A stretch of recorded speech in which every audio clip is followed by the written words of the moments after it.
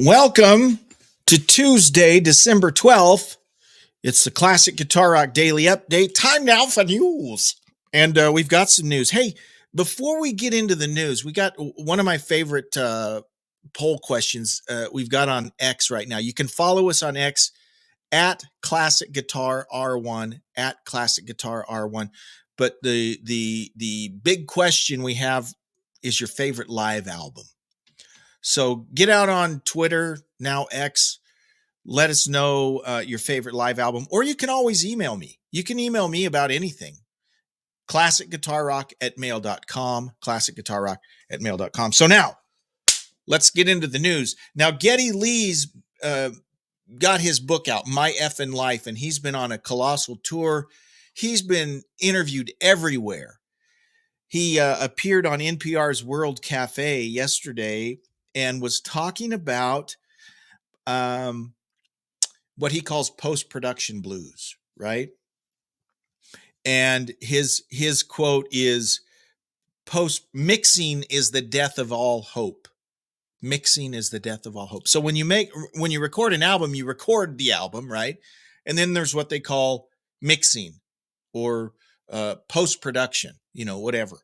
So I just thought this was an interesting insight into the mind of a musician. And any of you that have been involved in the recording process, and I can't say I've been involved in the real recording process, but just my familiarity at my level with music, I can kind of relate because I've been in situations where you're in a studio and you're recording stuff. But he says, here's his quote, because he referred to it as post-production blues. Quote, well, the comparable I make is when Woody Allen is talking in Annie Hall and he says, marriage is the death of hope. And I always took that expression and applied it to music, where I always felt mixing is the death of hope. Because when you're making a record, it's full of possibility. I mean, it really is a wondrous process. It's like magic. And so when you come to the mixing part, which is the final, you have to review everything that's on the tracks and make some very hard decisions about how they need to be placed. And some of the things, maybe the nuances you've fallen in love with, maybe there's no room for them anymore. And I find that a very painful process. And he goes on and talks about Tom Sawyer, right? Remember the Rush track Tom Sawyer, which is just iconic. I mean, you hear it played, as bumper music at NFL games now, right? Tom Sawyer, huge song. He and Alex both thought it was the crappiest song that they had recorded for Moving Pictures. They just couldn't get it to sound right. And they talk about how much they struggled with it. And then finally they came up with a way to mic Alex's amp that kind of gave it new life, and they added the bass. And they said it was a revelation when they finally heard it back after mix that it sounded like it sounds now, but they weren't feeling it about Tom Sawyer. So that's kind of the other side of that post-production mix part, is sometimes it can bring things out that you weren't thought were there. And now, I mean, that's probably their biggest song, and they weren't feeling it at the time. If you get a chance to go see the book tour, the My Effin' Life book tour, man, it's awesome. It's like different in every city. He's got a different person interviewing him. Alex joined him at one of them last week. It looks really cool. Okay, hey, this is what we all love. We all complain, but let's be honest, we all love these top 50 lists. Now, fortunately, this top 50 list I'm about to share isn't as stupid and idiotic as a Rolling Stone top 50 list. Talk about stupid. Have I mentioned that Rolling Stone is a big steaming pile of poop? Yeah, it is. But this is not Rolling Stone. This is a different magazine. This is Britain's Classic Rock magazine. And they're just doing the 50 best rock albums of 2023, which when you think about it, how many rock albums did come out in 2023? 51? I mean, it probably wasn't that tough. But let me just give you the top 10 list. And guys, I got to be honest, as a journalist, I take no pride in saying this. I haven't heard half of these bands. I need to get out more, right? But here's their top 10. I'll give you the top 10 and then I'll give you some other, you know, bands of note. So coming in at number 10, The Pretenders, Relentless, 9, Skindred, never heard of them. They got an album called Smile. 8, Mammoth WVH, Mammoth 2 is the name of the album. 7, Queens of the Stone Age, In Times New Roman. Number 6, The Struts, Pretty Vicious. Number 5, Steven Wilson, The Harmony Codex. Number 4, Ian Hunter, didn't know he had a new album, Defiance Part 1. Number 3, The Foo Fighters, But Here We Are. Number 2, Metallica, 72 Seasons. And Classic Rock Magazine says the number 1 new rock album of 2023 is the excuse me, drum roll please. The Rolling Stones, Hackney Diamonds. Fascinating. So if you're a fan of classic rock, chances are you will find something to like from this list. Other names on the list that you'd probably be familiar with: Paul Rodgers, Ann Wilson and Trip Setter, Yes, Jethro Tull, Peter Gabriel, Black Stone Cherry, Def Leppard, Alice Cooper, Uriah Heep, Joe Bonamassa, Extreme, Greta Van Fleet's on there, Rival Sons. So first of all, I got to go check some of this out because as a journalist, I'm not doing my job if I'm not keeping on top of this. So I will report back to you as I get into some of these new albums. New Uriah Heep. I'm going to check that out. Anyways, it's Classic Rock Magazine. Great magazine in Britain, by the way. Now,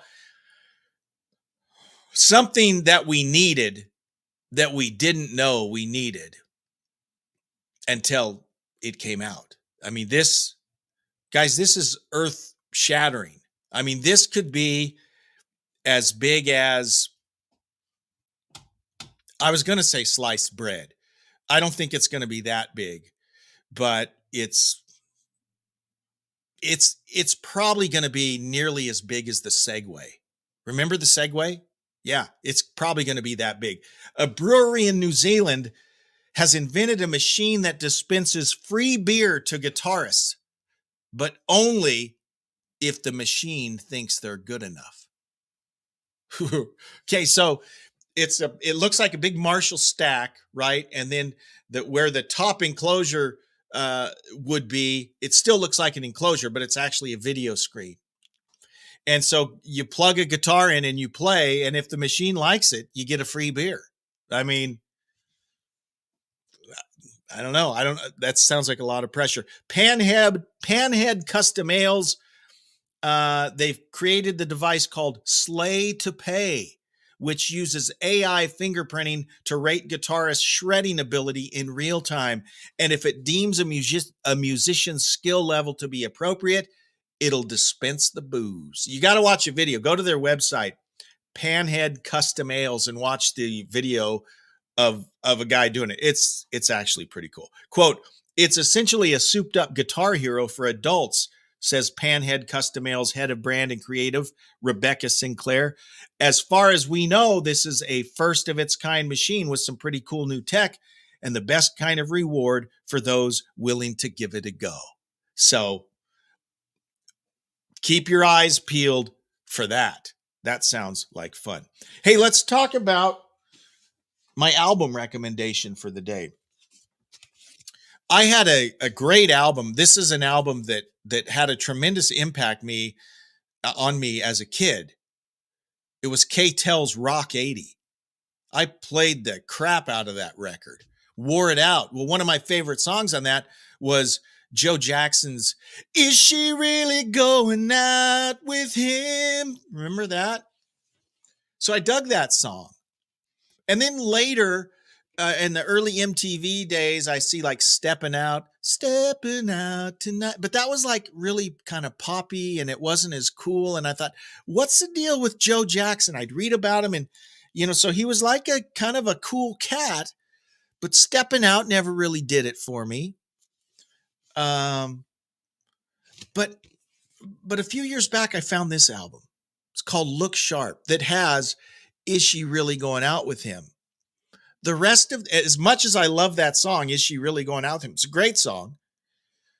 As much as I like that song, there's lots of songs on this album that are even better. And hearing that song, hearing Stepping Out Tonight, which was very poppy, I was frankly surprised, shocked, stunned, titillated when I heard this album and the sheer sonic rockfulness. Yeah, I'm making stuff up. Okay. It's rocking. Punk, kind of rock, kind of new. It's hard to explain. Plus, look at those shoes. I mean, how can you say no to those shoes? Anyways, Joe Jackson's Look Sharp. Go buy it today or listen to it today. You'll be glad you did. Guys, thank you so much for tuning in to the Classic Guitar Rock Daily Update. We'll do it all again tomorrow. Live long and prosper.